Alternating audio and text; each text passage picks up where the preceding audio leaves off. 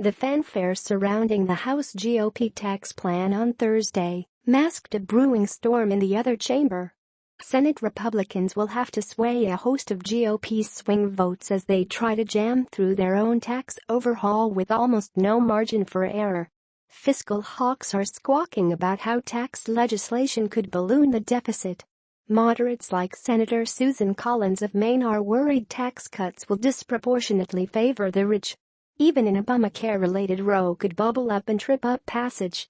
While a small handful of Democrats might get on board, it's more likely Republicans will have to go it alone, meaning they can lose just 2 GOP votes before their tax bill tanks. Here's a look at the groups of Republican senators that Majority Leader Mitch McConnell and the Senate's chief tax writers will have to satisfy to get a bill through their chamber. The deficit hawks: Bob Corker, John McCain, Jeff Flake. Of this trio of deficit hawks, only Senator Bob Corker of Tennessee has flatly declared that he would reject a tax bill if it added even a cent to the deficit. But Sens. John McCain and Jeff Flake, two independent-minded Arizonans unafraid to buck their party, are starting to make more noise about the tax bill's red ink.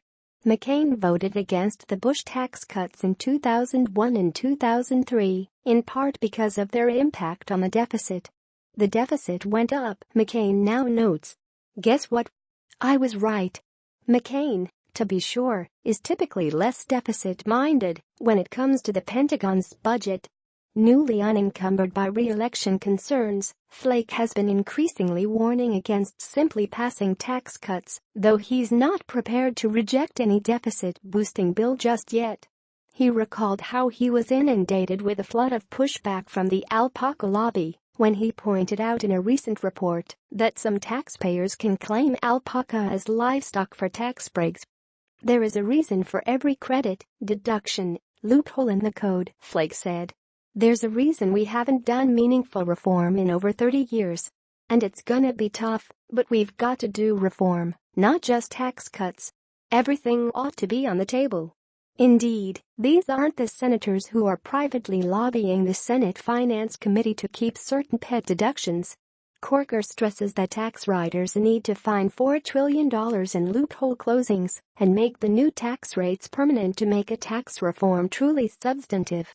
To do it right, you gotta cut out so many provisions that are there, Corker said.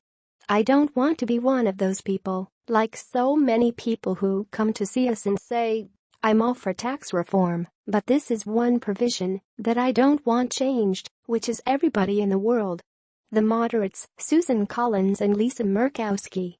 The death of Obamacare repeal was largely due to two moderate, vocal GOP women, Collins and Senator Lisa Murkowski of Alaska, who had also teamed up this year to oppose controversial cabinet picks and funding for Planned Parenthood. They could prove equally influential in the coming tax fight.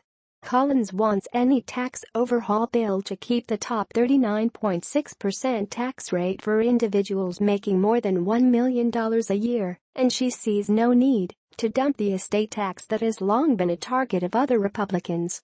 The elimination of the state and local tax deduction, which has proved to be a big obstacle in the House, is also a concern for Collins, who called it a double taxation. I'm not drawing lines in the sand, Collins said in an interview. I'm trying to shape the package that comes out of the Finance Committee. The House plan released Thursday would eventually repeal the estate tax and implement lower limits for the state and local tax break. It would keep the top 39.6% level for individuals. For now, leadership is less concerned about Murkowski, who secured a major perk in the budget measure that set up a tax overhaul, a chance to raise cash by opening the Arctic National Wildlife Refuge to oil drilling.